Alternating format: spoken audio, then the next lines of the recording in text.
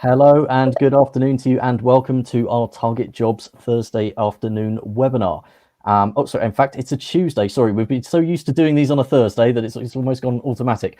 My name is Matt. I'm actually the editor for Target Jobs Law, so I'm quite excited about today's session where we're going to be talking about the bar and pupillage applications and interviews.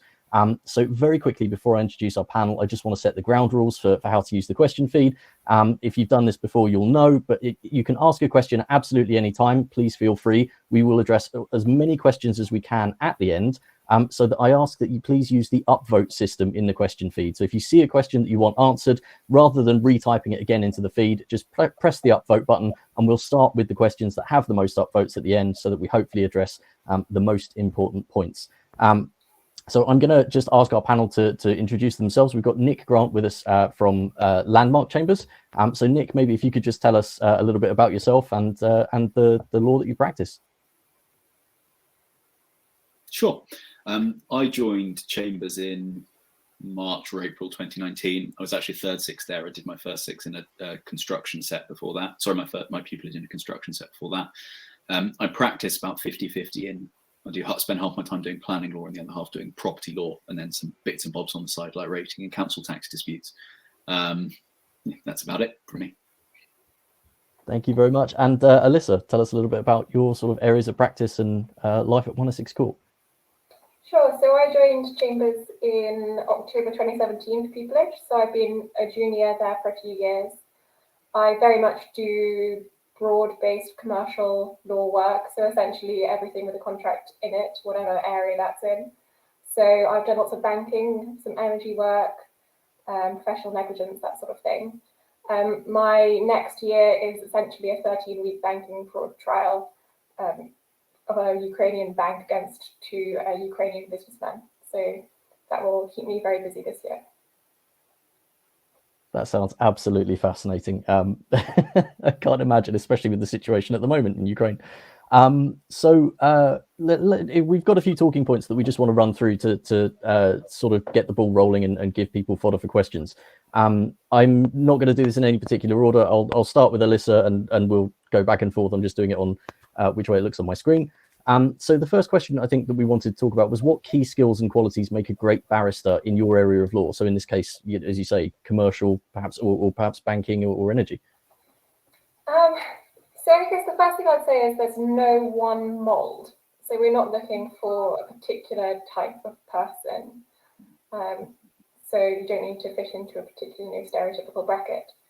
That said, we do look for general types of skills, and essentially our pupillage application criteria, which is people who have a good intellectual ability, good analytical way of thinking, and balance of interest in the law and practical knowledge and an ability to think practically. So it's not just about applying the law to a complex set of facts. It's also about thinking about what your client wants and how to get that result for them. So anyone who enjoys thinking logically and practically and combining that with complex facts and law would be a good fit. Obviously, advocacy is important as well, but we always say people don't need to come as the fully fledged advocate that you'd expect to see at the upper echelons of the court. So written advocacy in particular is very important at the junior end, and oral advocacy tends to build up after that. The last point that often gets forgotten is, working in a team. People often think barristers are complete lone wolves. You sit in your room the whole time on your own. That's not true. So working with others is another important skill. Thank you. I think it's interesting because there's certain things that you tend to associate with commercial law, like that intellectual ability. The academics are really key when you're applying to a chamber. Is that fair to say? Yeah, that is fair to say. Yeah. It's something that comes up, and as you say, talking to clients very often. I think when we've had these discussions at pupillage fairs in the past, people can get really into the nitty gritty of law, but you also have to remember that your client is just going to want an answer: am I in trouble or not? And they need it as simply as possible, which I I always find that sort of really interesting about commercial law. Nick, how about the skills and qualities, sort of in a different area of practice? How about the skills and qualities for planning or for property? Sure. So there's a lot of overlap with what Alyssa's outlined, and we look for much the same qualities. As a junior property lawyer or as a junior planning lawyer, you'll be in court a lot. So whilst again, you don't need to arrive as rumpole of the Bailey, the idea that you'll be on your feet in second six, or in your first week of having been taken on, doing your own cases and advocacy is pretty important. And that's as much about thinking about where you're comfortable and what you're comfortable doing as anything else. There is a bit of a split between kind of property and planning because the worlds are just very different. So property is a very academic field, and a lot of the time you're diving into old textbooks, old cases from the 1700s, 1800s, and if you're someone that enjoys that, if you enjoy studying property law in your uni module, you'll probably enjoy it in practice. One of the highlights I had was a case that went up to the Court of Appeal where I was trying to figure out what the hell landlord's fixtures meant, and for that I was going back to 1683 was the earliest case I was looking at. Planning's on a totally different side of the spectrum because it comes from the Town and Country Planning Act, which was invented in 1947, so it's much more recent. And in a way much more practical. Planning inquiries, your kind of bread and butter. It's planning inspector, unlike a judge, is an expert. So there's such a thing as planning judgment in the same way you get sort of valuation judgments, etc. It's its own special discipline. And so the point is to try and gently get the inspector to find what you think is the most important to find for you. So you're getting on top of vast amounts of expert witness proofs of evidence very, very quickly. There'll be issues of heritage or flood risk or whatever, and you've got to be able to get in, skill up, cross-examine, make it then persuasive for the inspector when you do your closing submissions, and then skip off into the distance and forget it all over the course of a week, 2 weeks, 3 weeks. So it's again, oral advocacy is very important, and it's less of a planning is less for discipline where there is a right answer. Often if you drill down enough in sort of property, you get a good idea of where it's going to go, safe when you're dealing with pure interpretation points. But with planning, it really isn't, because it's a matter of expert judgment. You can be in a situation where your witnesses perform the best that they could be, and the other side's witnesses are totally terrible, but the inspector just agrees with what they're saying because that's his professional planning view. So it's a very different, because of that, that informs the advocacy that you have to put forward. It's less about what's right, and it's more about gently bringing the inspector with you. So it's a very different skill set. So for that, as I said, the ability to kind of get on top of large amounts of expert evidence very quickly, the ability to speak engagingly and persuasively and carry a court or carry an inspector with you, rather than here is the law, here is why it's right, here are my submissions, which is a different and equally important skill when you start getting into the High Court. But it's a very different existence, and very different day-to-day bread and butter kind of work. Thank you very much, and thank you for mentioning Rumpole of the Bailey. That I encourage anybody who's not familiar with to go and Google it. So from the sound of it, it sounds like there's quite a lot of early responsibility if you're in play. Would you be on your feet sort of even as a pupil or as a sort of very, very junior tenant in planning or property? So it varies set by set. And that one of the things, certainly when I was applying as a pupil, I wish I had known or wished to ask was the extent to which you're on your feet in your second six, because I think that can make a big difference to how comfortable you are when you first start in practice. You will, in our set, when you get into second six, you'll do a few property matters. We're not a chambers that will load you up and have you going into court every day, because the main thrust of what you're doing is to be your supervisor work.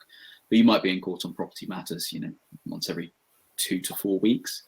Unlikely to be off doing planning matters as a second six, but that picks up very quickly when you're a junior. Thank you. Just for anybody out there who might be, either planning pupillage applications or planning for next year, just thinking about the sort of areas of practice they might want to go into, the chambers they might want to go to. So it's sort of useful to get those kind of insights. So we wanted to just talk a little bit about mini pupillages as well, because this is something that comes up a lot, particularly with Target Jobs events. Now, mini pupillages, for those who don't know, they are sort of periods of work experience. You do a week in chambers, and some of them are assessed, and you're doing work that gets looked over by supervisors, some are not. But is there a right number of mini pupillages to do, I think is the question, or is there a right number of types of mini pupillages to do? Alyssa, if I could start with you again, how would you see it? Sure. This is a very tricky question, and I think you'll get different answers from different people. I think there's no right number. You don't have to go off and do 10, 15 mini pupillages. At least from our chamber's perspective, if we're looking at an application, mini pupillages help us to see that the applicant has an interest in the area of work that we are in. So we'd expect to see at least a couple of commercials or mini pupillages. But there's no number we look for. We don't have, a box we tick where you say has the applicant done X mini pupillages. It just doesn't happen.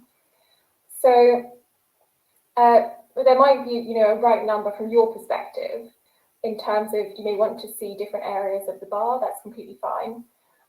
You can go around to different practice areas, try out different sorts of chambers. I knew I wanted to do commercial or chancery, so I went and did a couple of chancery mini pupillages and a couple of commercial. But you could do even broader than that. You could try criminal, family, commercial.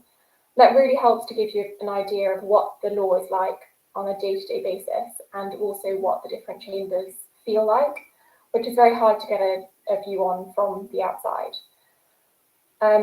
Of course, in terms of a right number, sometimes chambers you want to apply to will have assessed mini pupillages that you have to do to be able to apply for pupillage. So keep an eye out for those. I'd say look early at the chambers you want to apply to for pupillage and check if you need to do a pupillage with them, a mini pupillage with them before, because you want to knock those out without compressing them into a rush time period towards the end. Thank you. I quite like that concept of even if you're interested in commercial and chancery, as you say, sometimes you might want to do a criminal law if you really are undecided, just so that you know what you don't want to do. You're just like, right, I know this isn't for me, and I know because I've tried it. I think it's quite a useful thing to be able to articulate on an application form or in an interview, just to know what it is you don't want to do as much as you know what you do want to do. Thank you. Nick, how about sort of from your perspective, is there a right number, or what would you expect to see? No, I think I agree completely with everything Alyssa said. It's the same for us when we're assessing applications. And I completely agree that it's good and helpful to do mini pupillages if you're interested in an area, so you can help rule it in and rule it out. But we're not looking for if you've not done 6 or 7 or 8, that's not something that necessarily counts against you. If you've done none, possibly, but that's more because we're concerned that you're not, how do you know you're interested in the area of law and the bar? So if you've got other ways of showing that, then fine. It's not a tick box exercise. The point for us is, we have our criteria the same as One Essex Court have, but the point is we're looking for compelling story and you showing that you're interested in the bar and in our areas. And if you've done no mini pupillages, but you want to be a planning barrister and you happen to have been a planning consultant for the last 3 years, you clearly know the planning system inside out. So why would you need to do a mini pupillage in a planning set? No, I think it's much more individual than a kind of tick box. You need to have 3, 4, or 5 or anything along those lines. Save for those, as Alyssa pointed out, which need where you need to do a mini with them to apply for their pupillage. I think that's something it's quite interesting, because we have had a lot of career changes. I think when we've been at pupillage fairs and we've had these kind of panels before, and as you say, if you've done that time as a planning consultant, or we've had people who've been doctors who've then gone into personal injury and clinical negligence, engineers who've gone into it might be construction or something like that. There's always that kind of element of, well, if you haven't gone straight to the bar, but you have experience that when you want to do it, you've got that to draw on when you come to applications. Thank you. Really, really sort of useful. So we also want to talk about non-legal work experience, and just to sort of ask, like, how valuable is non-legal work experience on a pupillage application, and perhaps even if you'd like to share sort of maybe your own examples or anything you've come across in the past. Nick, maybe if we could start with you, how valuable non-legal work experience is for a pupillage application. I mean, it can be very valuable. And there are 2 ways, or I can think of 2 immediate ways that it is very valuable. First is sort of, or 3 in fact. First, if your non-legal work experience is in the field in which you're going to go into or looking to go into, then that's a real benefit, because you know the field, you know the area, you probably know what the clients are looking for and how to deliver advice in that way. One of the difficulties, and I suffered from this quite badly when I first started out as a pupil, is if you've been an academic lawyer all the way through, then when clients want advice and you write this really interesting advice that goes into all the nuances of all the case law over 20 pages, like, this is great, can we have it in a page? We want to know whether to fight or settle and for how much for. Whereas if you've been a banker for 2 years or a planning consultant in our case, you've probably got a better insight for what it is that's actually helpful. It also, I think, can be beneficial in that there is a just the benefit for you as a person. If this is your first real career and first attempt at a career, it can feel like life will begin and end with how pupillage goes. And, that's obviously not the case, but certainly when I was a pupil, my co-pupil, it was her third job. She'd been a banker and she'd run her own PR company, and this was her third job, and she was a lot more relaxed about it. And, if it doesn't work out, then I'll be fine. And that, whereas I was, a bit of a nervous wreck and trying my best, and, everything that happens when you're in your mid-20s and desperately want to, be a barrister. And she was just a much, much better candidate than I was at the time. She understood the commercial realities of things where I didn't. She was a lot more relaxed about it, which made pupillage, which is a horrible year at the best of times, much more bearable.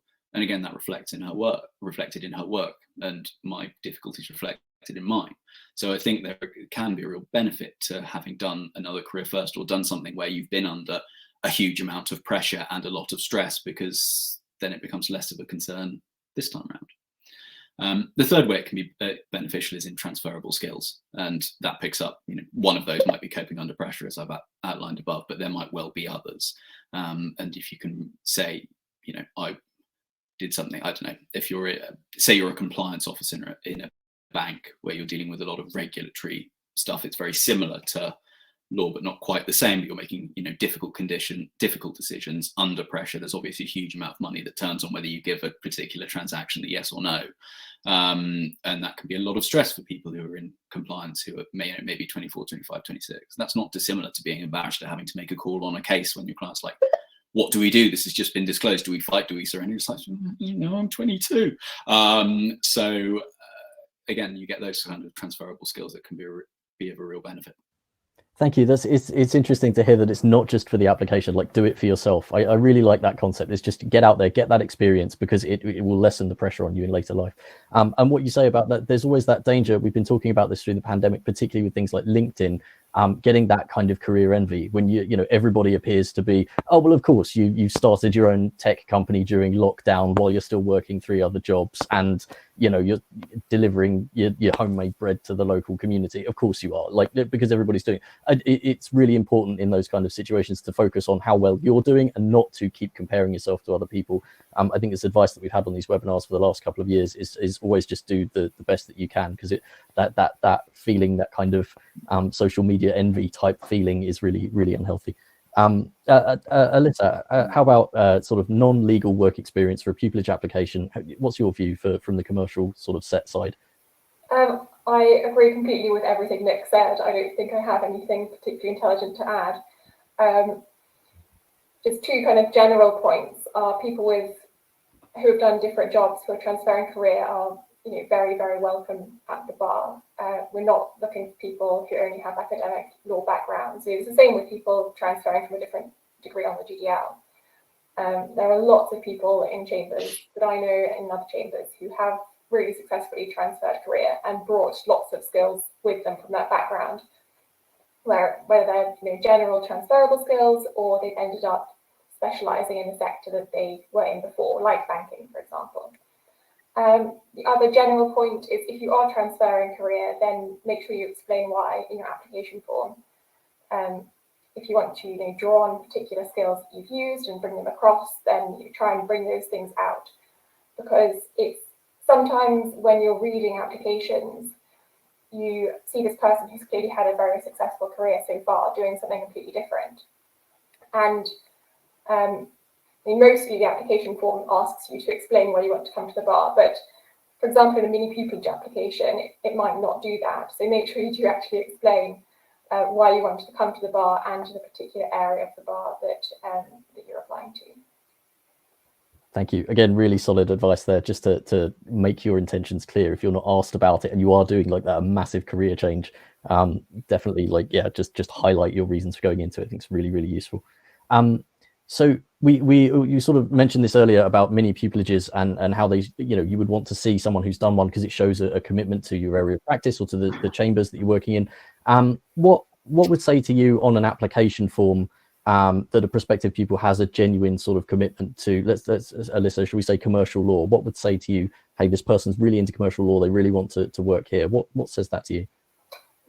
Well, there are a number of different ways that you can show an interest in a particular area of law. I mean, mini pupillage is one, and as I said, we'd expect to see at least some mini pupillages in commercial law field. It doesn't have to be with us.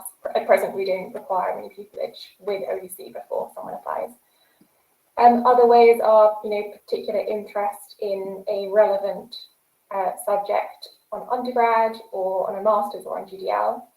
If you want to draw out, I don't know, if you're particularly interested in some area of contract law and you want to talk about that a bit in your application, that's another way of showing it. Another really important way is to try and show you really understand what sort of work Chambers does. And that's quite hard to do because it's quite hard to get a view of that from the outside. Mini pupillage, obviously one way you can do that. Another way is going on Chambers websites and looking at their recent cases, so that then they'll all have a news section and there'll be summaries of recent cases that members have done. So have a read of those, try and really understand what the Chambers does, and show on your application that you have researched and understood what the Chambers does. I mean, you don't need to say, I've gone onto your website and had a look around.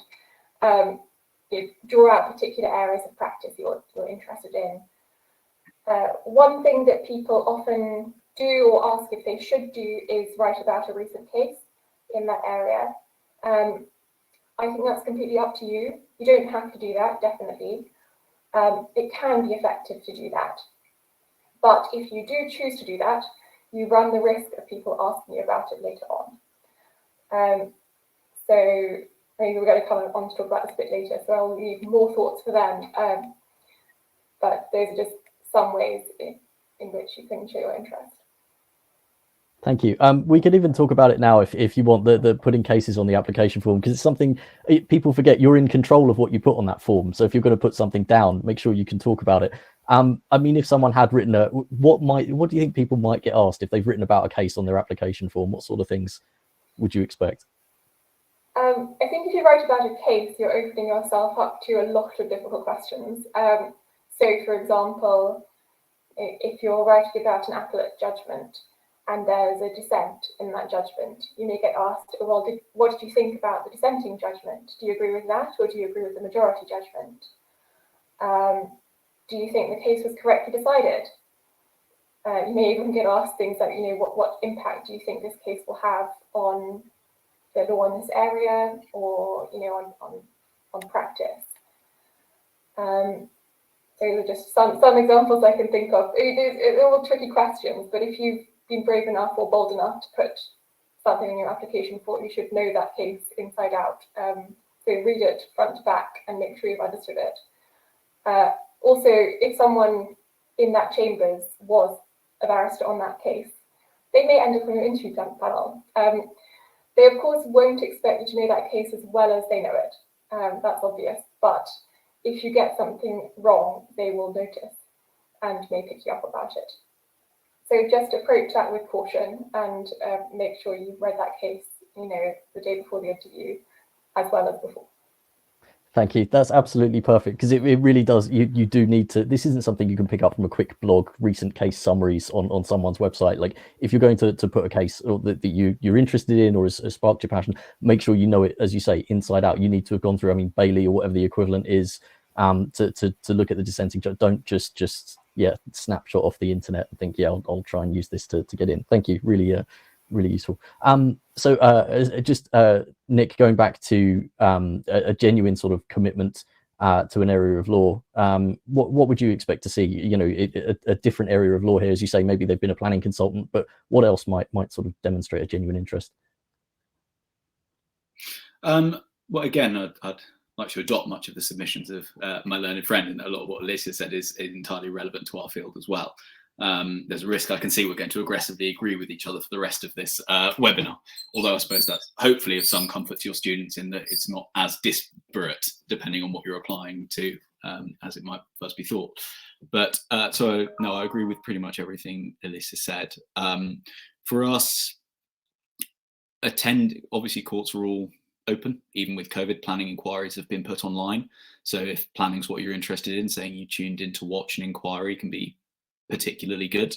Same way as if you're, you know, watching the Court of Appeal judgments on YouTube, or certainly in our set on the property side, we've had a lot of people in the Supreme Court over the last month saying you watched some of their submissions. I don't think anyone is expecting you to sit down and watch all 8 hours or 16 hours of it, but that again shows an interest, that you've taken an interest in this and appellate advocacy and what it looks like. I think, you know, going more general, less in our areas, but if you're qualified and can do stuff like through to get the free representation unit to get yourself out and doing some advocacy, you know, there's no through planning and there's no through property, but there is to an extent with welfare. That's public law, which is what part of what we do, and the employment side, you're getting to learn all of the key skills of cross-examination and whatnot, which is useful for planning and property and slightly less public. So again, sort of showing how you're developing, I suppose, if you've thought about what the field entails and the skills that are necessary for it, and then showing that you're developing those skills with a view to reaching that end goal, it just shows a more detailed understanding of the field and what you're doing and what you're trying to apply for, rather than just, you know, this sounds interesting. But again, it's innately variable. Work experience in various fields can be a good one. So you don't have to have been a planning consultant, but if you've done, say, a summer internship in a planning consultancy or whatnot, we've had people apply on the property side who've been, you know, who've had experience in kind of right to manage and managing large blocks of leasehold flats, which obviously gives rise to a lot of issues that you deal with at the junior property end. So showing that you've had some experience and exposure to the field generally, even if it's not on the legal side, again, can be very helpful. But I agree with everything that Elisa has said about citing a case. I always did it, but I always made sure I was prepared to talk about it, because I think the worst one I had was it was a commercial chancery set, and they said, you know, write which recent case that one of us had been in that you agreed with or something along those lines. And then the question the moment you sat down is, okay, and why was it wrong? So, and so you then had to, you know, figure out why the judge got that wrong, or write the permission to appeal application or something along those lines. So that is, it can be very effective, because when someone cites a case on an application form, I spent even applying for mini pupillages, it does show a little more interest in the set than just, I like public law, and then spiel about public law that could be written on absolutely any application to any public law set, because you're suddenly tying it back to us and what we do. But yeah, it's high risk, high reward strategy, I would describe it. That's wonderful. Thank you. High risk, high reward. And thank you also for mentioning the Fruit, who I'd love to give a shout out to every time we talk about sort of work experience in pupillage, because they do some really important work. And aside from that, they are great experience for sort of aspiring pupil barristers. I think the only caveat is that they are very London centric, as far as I'm aware. I know I might be wrong. But yeah, so yeah, thank you for mentioning them. Let's do just very quickly sort of talk a little bit about pupillage interviews, which might be coming up if you're successful this application round. Let's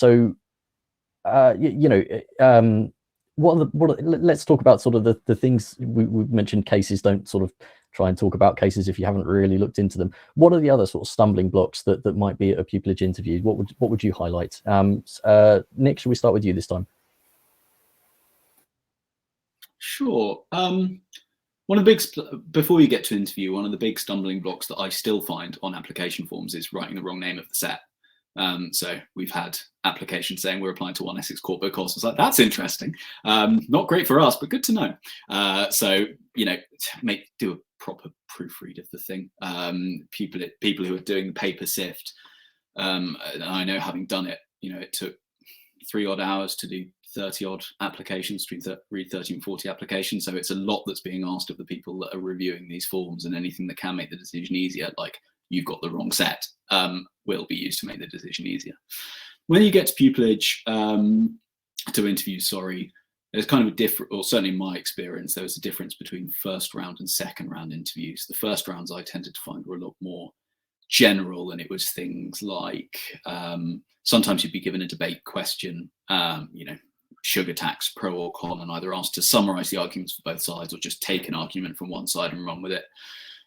Sometimes it was competency questions, think of the time when you acted under pressure, etc. A lot of the why us, why this area of law, you should have covered that to an extent on your application form, but you'd be amazed at the amount of times people get asked the same questions and the highly polished form does not result in a highly polished answer, particularly if people are splitting themselves over multiple areas, I think.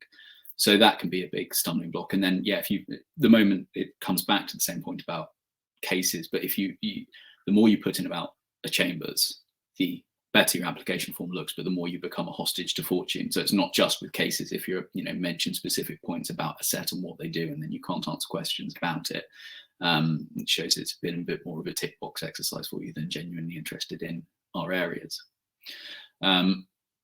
One of the big tips I was given when I was doing mini pupillages, and to be fair, I've never seen someone trip up on this, but I've heard of people tripping up on this, is if you've done a mini pupillage in your set, remember who you were with and what you saw. Now, bear in mind, people can apply for minis 3, 4, 5 years before they're applying for pupillage, so it's good to diary or write a thank you note or something so that you can go back and check. Because I have heard of sets asking that question and then someone can't remember what happened 5 years ago, and that again is kind of counted against them, which is possibly not fair, but it's something to know about and therefore to be prepared for. So those are the kind of the main stumbling blocks that I've seen. Thank you. Just quickly, I mean, is it? I don't know how practical this is. Is it possible to take notes when you do mini pupillage? I mean, obviously you can't be carrying around a recorder with you, particularly if you're going in and out. But it would be fair to say you can probably take notes, can't you, for the period of your mini pupillage? Yeah. Yeah, absolutely. Yeah, I mean, don't put anything confidential in the notes, but you can say I sat with X and we did a judicial review of Y. I mean, arguably that's helpful when you come to summarize what you did on your minis on your application form anyway. So don't take any confidential papers away, but it can be very helpful to keep a note of that, because it will help inform your applications later on. And just, as I say, refreshing your memory before you interview in a set where you're with that person can be quite helpful. Thank you. That's really useful. And yes, thank you for the caveat as well. Not encouraging anybody to take confidential papers. Thank you for saving us from that disaster. Alyssa, how about what are the biggest stumbling blocks for you, do you think, when it comes to pupillage interviews?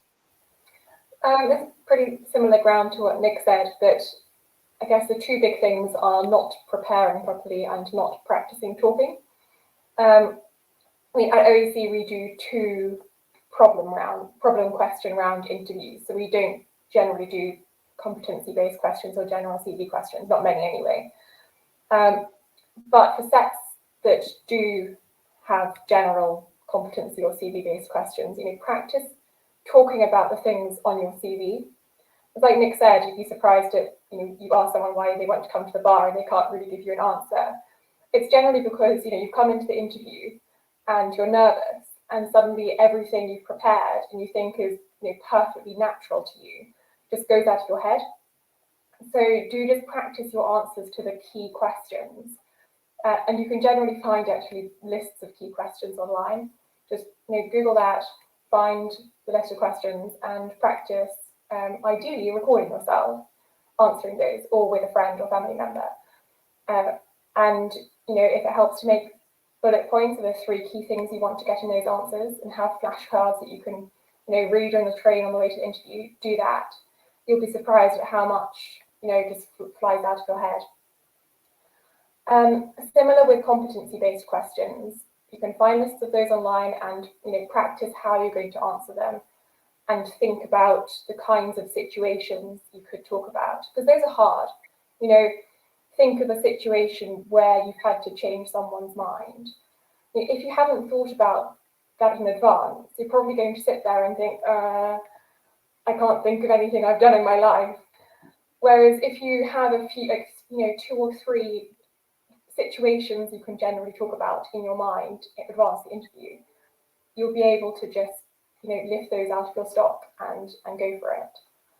And it's the same thing applies to the problem question interviews. Practice talking through a problem question. You can use anything from your degree, your GDL. You can use debate questions as well. Practice how you're going to explain things to people simply and clearly and slowly. That's another common stumbling block, speed. People often talk really, really fast, and it's nerves, and people will tell you to slow down, but that can often throw you off course. So really try and practice, record yourself, I'll say again, really helps to see how you come across to other people. Thank you so much. That's also, it's just incredibly practical. Just from that, flashcards on the train. I mean, we sometimes say with interviews as well, if you can get it in the morning when you're going to be nice and fresh, make sure you've got plenty of time to get there. And that's the time that you use to go over your notes and to sort of refresh your memory. Competency-based questions as well, an absolutely major one. And I know so many people struggle with those.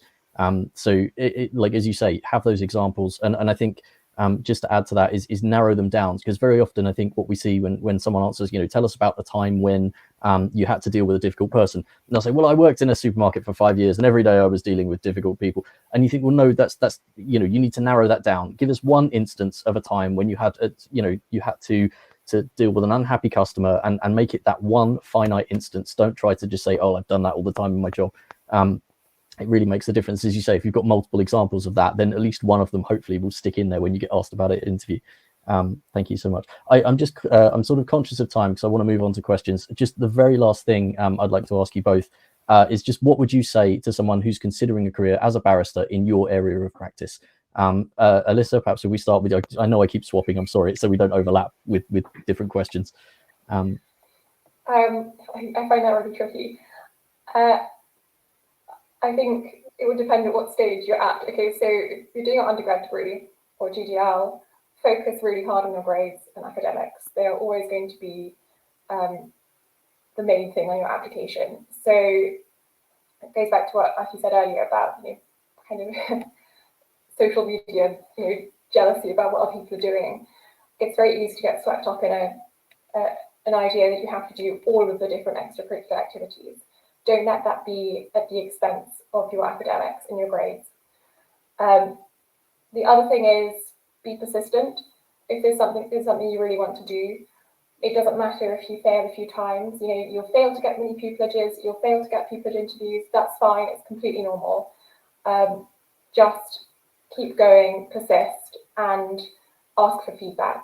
So if you get rejected from something, email, ask for feedback. It's difficult, and you may not want to hear what they have to say, really, but it's super helpful, and most chambers will give it to you. Thank you. And feedback is always a difficult one. And I think what we always say at Target Jobs is use it to improve. Is don't take it as a criticism, because that's very often people start to get defensive. No, well, I'm not really like that. That's not, no, that you have to take it and go, right, how can I use that information to make sure that the next time is even better than this time, and just build on it and build on it and build on it. Because yeah, I think everybody gets that feeling, that immediate kind of, oh no. Nick, how about someone who's going into property planning, public, or is considering a career as a barrister, going to landmark chambers? What would you say to them? I mean, again, much like Alyssa's answer, it depends on what stage you're at. I agree with everything she said. I think that applies to the bar as a whole. And one of it's not sector specific for us, but keeping going and persistence. The fact that what you need to do is develop resilience to all of this, because it's a horrible process. I love being a barrister, but getting here was horrible. And there is nobody I know at any chambers, from Blackstone and White at Essex Court down to other sets, across the spectrum, who said it was a really enjoyable time. I really liked applying for pupillage. It is miserable. And then you get into practice and you think, I've arrived, and then you realize I don't really know what I'm doing, and I'm having to really make difficult calls, and sometimes you'll get it wrong and sometimes you'll screw up. And if you're a pupil, a lot of people, we see it, a lot of people who have been effortlessly top of their year at school and then at university, and they've done the moots and it's all been brilliant, and then they get into pupillage and it's the first time someone turns around and says this piece of work's not good enough, and people can spiral. And then if you do get through that, you get into practice, and then you get, even more difficult situations. So don't be put off. I love my job, but resilience is possibly one of, if not the key skill you need to develop. And now for paper applications, I completely agree. You need your grades, and you need them to be top notch, because that will, as Alyssa says, that's a huge component of your application, and that will follow you for as long as you're applying. But in addition to that, on a practical aspect, I think developing resilience, showing you've developed resilience and how, and just thinking about how you can do that, because for a lot of people who are, if you're in uni or again, you're effortlessly at the top of what you've been doing, it's actually quite difficult, because with everything you've done since school has been head down, hard work, I get the grades and I progress. And suddenly when that's taken away from you, that's very hard. So find things that are outside your comfort zone that you might not be very good at, that you've always wanted to try, and be prepared to fail at them, and either keep trying or do what you will, because that's the best way to, I guess the point is, no matter how clever you are, you'll fall down at some point in this process, because it's hard, and because there can be a lot of arbitrariness in it. Different sets look for different things. And I've heard of people not get offers at one set and then get offers at sets that you would think that is phenomenally better than the set that said no. There isn't, it's not as clearly logical as, if you don't get in here, then you're out. You're not going to get in anywhere up there, but you might down there, or anything along those lines. Different people, different interviewers look for different things. So there will be stumbling blocks, and there will be times when you come up short, and asking for feedback as a way to develop and overcome that's incredibly important, and having the resilience to say, that went badly, I had a terrible interview, okay, on to the next one. One of my lowest points in this process was one of my first applications for pupillage in a commercial chancery set. In fact, the same one that asked me to why the case I thought was rightly decided was in fact wrongly decided. And I I messed up the debating question that they gave me. And they crossed my name off in front of me. They were on the other side of a table, and I could see the barrister do it. And that's tough. It had to be done, and frankly, I hadn't acquitted myself very well, and it was the right call. But you see stuff like that, and that is tough to get up again and keep going. But you have to do it. And likewise, when I didn't get taken on and was doing a third six and applying for third sixes, the feedback that I got, both officially and unofficially, from various people in various sets, was the biggest point in my favor was that I was happy and I was smiling and I was ready to go and I was enthusiastic about the whole thing. Because when you've got people that just haven't been taken on after pupillage, they're exhausted and they're tired and they're very upset, and you've got to be able to be resilient and get up and get back up off the mat and be ready to go and looking forward to, going into a different area from whatever it is. So being resilient, I think, is key, and therefore learning how to develop that, if you've not had the opportunity to do so already, is one of the key things that I would encourage my younger self to do, because it's very easy to stay inside your comfort zone, and it's comfortable. That's why it's called the comfort zone, but I don't think you do yourself any favors. Now, of course, there are some people coming to this that have had a very, very difficult life coming up, and they're extraordinarily resilient anyway. Fantastic, good on them. But if you're not in one of those situations, then it's a key skill that I think you really, really need to develop. Thank you so much. And you've explained it brilliantly. It's such a difficult skill to talk about resilience, that, or quality, I'm not even sure how it's not a skill in the same way that something you can practice regularly. But I'm going to add a quick little plug, and I'm not doing this for any commercial reason whatsoever, only because I think it's useful. This was one of our editorial webinars. We've done a couple of them on resilience, actually, from different perspectives. One very much sort of an office and working life perspective, and one which was actually with Unlocked, I think, which was sending graduates into the prison service. So they're really interesting. So if you want to know more about resilience, I do encourage you to look at those, because I think there's some great advice in those as well. Nick, you've explained it brilliantly, but there's just extra resources for anyone out there who wants it. I want to start getting onto the questions, because I am just conscious of time. The first one that we have at the top of the list, and I apologize for not reading out names, but I'm aware these are recorded for YouTube, and I don't want to sort of be spreading names everywhere. So the first one, I am struggling to gain a mini pupillage. I'm struggling to gain a mini pupillage. Can you suggest any tips for applications, please? And please, whoever would like to offer a suggestion, open it up to the panel. For my part, it's difficult to give feedback without knowing why. I think Alyssa's already suggested asking for feedback, and I would definitely echo that. You might find sets don't want to give it because they get 200 mini pupillage spaces for 10, but to applications for 10 spaces, but there's no harm in asking. other than that, a lot of the things we've talked about, like showing your commitment to the area of law that the Chambers works in, to the Chambers itself, citing cases, if you're prepared to talk about them, obviously, matters like that. Just, we see a lot, so when I did our Chambers mini pupillages, we saw a lot of cookie cutter applications, and we saw a lot where, you know, that frankly it could have been us or it could have been anyone else in the cover letter. So the more you can make it clear that you're actually interested in the Chambers and what they do, the more that, you know, you'll get over those kinds of stumbling blocks. If the Chambers have their criteria and mark scheme online, look at that and tailor your application accordingly. Sometimes they won't have for minis, but they might for their pupillage applications. Look at those. Or if the Chambers you're applying to doesn't, other Chambers in similar fields might. I think Matrix is very good at putting their marking criteria online. Take a look at that, because a lot, as I said, a lot of the skills are transferable. They're not exactly the same, but a lot of them are. So, you know, think about that as well. And then the only other thing I'd say is bear in mind your application is a piece of advocacy. So if it's a cover letter you're writing, short, say what you need to say and absolutely no more and no less. Make it very clear and easy to follow. Topic sentences, support them with examples, and then finish it. You know, it doesn't need to be a long, unwieldy 10-page cover letter or anything along those lines. The only things I'd add to that are look for gaps in your CV. When you're applying for many pupillage, you aren't expected to be, you know, the fully fledged applicant for pupillage. But, you know, if you keep getting rejected, think about, okay, well, could I do some more mooting? Can I, you know, what Nick said earlier, go to court, great thing to do. Most court hearings are in public. You can go along, go to first days of trials if you can. Those are the easiest to follow. And also what Nick said about advocacy. A lot of cover letters we get are poorly structured and often look like they've been written in a hurry. And that is not what you want to have as your cover letter. So make sure you've read it numerous times.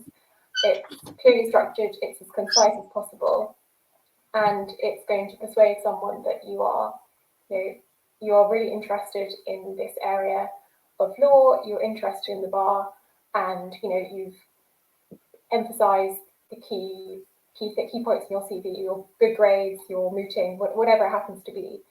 Put that front and center. Make it really easy for someone to think, okay, this person, good academics, has good motivation, writes really well and clearly, great. That's a good candidate. I would just, building on that, because it just reminded me of something when I was marking mini pupillage applications, really don't underestimate the benefits of making clear in that cover letter why you're applying to the place in the area of law. We've had, when I was marking a mini pupillage app, I remember once we had someone who had come top in her year at one of the two universities from which a lot of barristers come, and was clearly phenomenally intelligent, but her cover letter was just, here I am, aren't I brilliant, here's my CV. And we ended up not offering her a mini pupillage in favour of other people that had slightly less stellar grades, but had clearly shown an interest in who we are and what we did. And that wasn't out of pique, it's because the marking criteria we had to apply says interest in the law, interest in being a barrister, and interest in our areas of law are you know, things that carry marks, and we couldn't give her any marks for that because however great her academics were, and they were stellar, she wasn't demonstrating anything along in those other lines. So you know, don't underestimate how important that can be. Thank you so much to you both. A really, really useful covering letter tips and advice there. I'll keep going down the questions. So we've got, does a master's make an application more competitive? If I want to go into commercial law out of an LLM and an MBA, which would make my application more competitive? Okay, well, I'll have a go at that. Again, there's going to be no one answer that every Chambers gives, but from our perspective, it's definitely not a necessity. And would it make an application stronger? Not necessarily. So we'll look at academic grades, and you know, we'll look at, if you have an undergrad, if you have a master's as well, we'll look at both of those grades. But a good master's won't generally make up for an undergrad which doesn't meet the standard we're looking for. So A master's can help in showing motivation in a particular area, but I don't think it adds a huge amount in terms of what we're looking for. So my advice would be definitely do a master's if you want to do a master's. Lots of people coming to the bar have done masters. It may benefit you in terms of your application as a whole, because it's 1 extra year of studying, 1 extra year of developing skills and maturity, and 1 extra year of being able to get experiences which will help plug gaps in your application, perhaps mooting, debating, that sort of thing. But definitely don't see it as a box you need to tick for an application form. So in that said, between an MBA and an LLM, let's say that's a choice you need to make based on what you would like to study. If you've done an MBA, you will probably be asked, or you should explain in your application form, why you have done a non-law master's. And that may be for very good reasons that will tie into your motivation to go to the bar, but you will need to be able to explain that.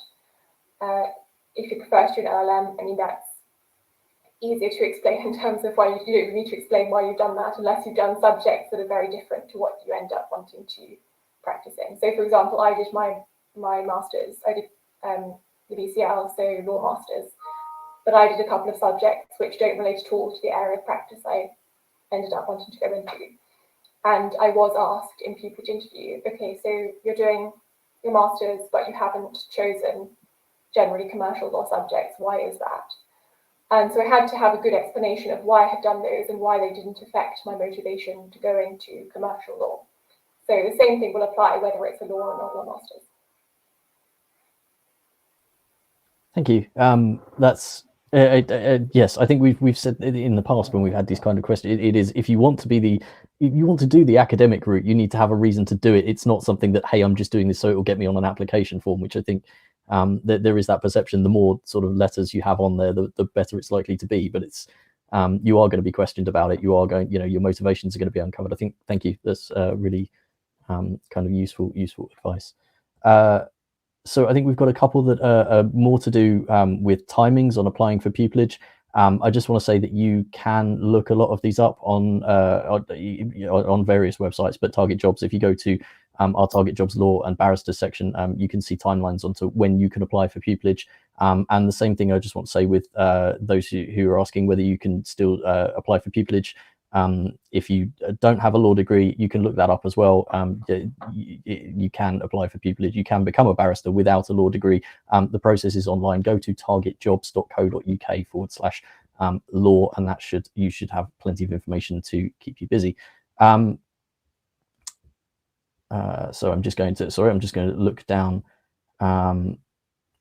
the feed, and I think we've kind of covered this already, but if we've done numerous mini pupillages but only 3 of them are in the relevant area of law for our pupillage application, should we put all of them on the form or just the relevant ones? Thank you. So it's more about which ones to include on the form. If do you need to put all of your mini pupillages on the form or not?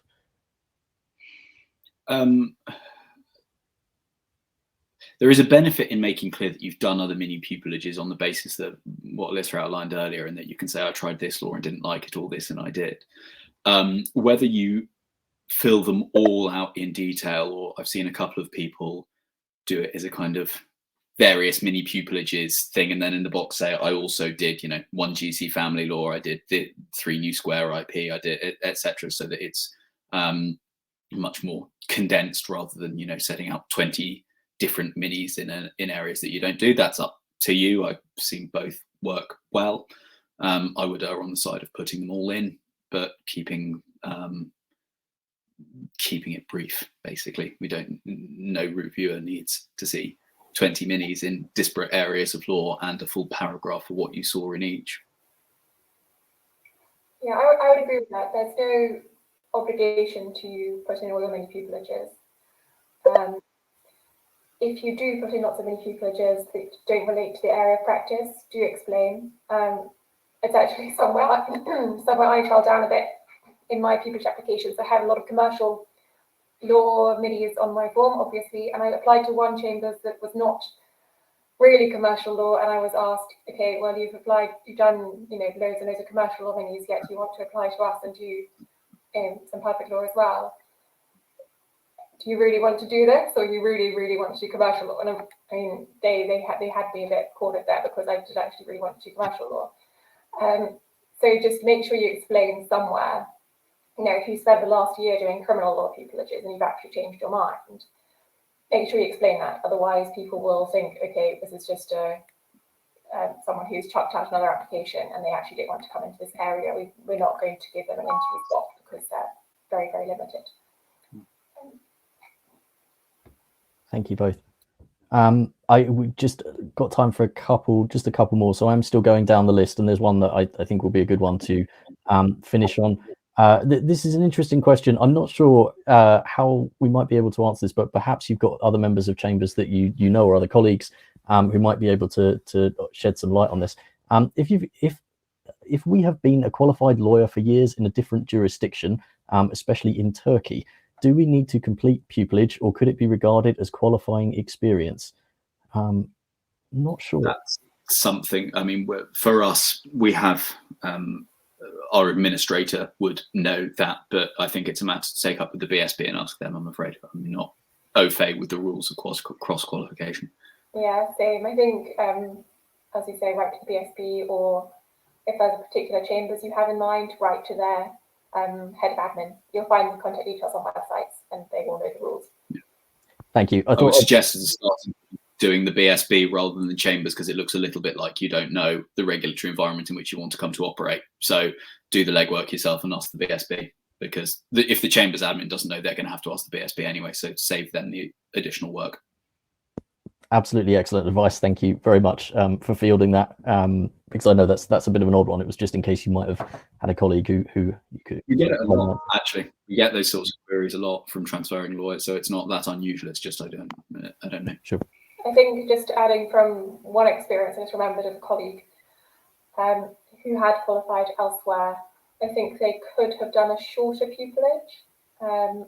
In the end, they did a full length pupillage, but that might be an option. So maybe ask about that when you write to the BSB. Brilliant, thank you.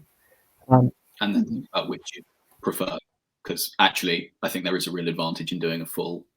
Can be a real advantage in doing a full pupillage, because practice as a barrister here is not similar to practice as a lawyer in any other jurisdiction. You would even form a common law jurisdiction, other than ones that have barristers, even form a common law jurisdictions like, America, that coming out, qualifying, and then going straight into running litigation and making the decisions at, a year in is unusual. So there can be an advantage in having an extended period of training, but that's a matter for you and possibly the chambers. Brilliant. I've got just one question that I think is a really nice one to round off on that has been upvoted up the question list. Why did you both want to become barristers?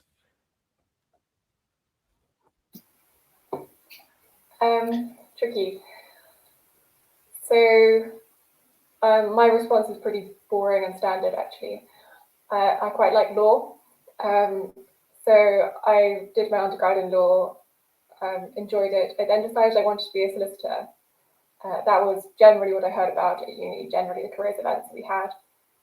So I applied for training contracts and accepted one. And then in my final year of studying, I was enjoying law so much that I decided I wanted to be a barrister, because I felt that was where I could, do the most law and do some advocacy. So, it was a slightly naive approach and a lot of guesswork, but if I was looking back, I would tell myself, you should want to be a barrister, because not only is there all of this great law around, you're working on cases, especially in commercial law, with very interesting facts, very interesting clients, and generally with a huge amount of variety and international exposure. So one of my favorite things about the job now is pretty much all of my clients from different countries, which means they operate in interesting industries. There's lots of foreign law involved. No trips yet to different countries, but it's the variety of the work and the intellectual challenge that I think is the main reason.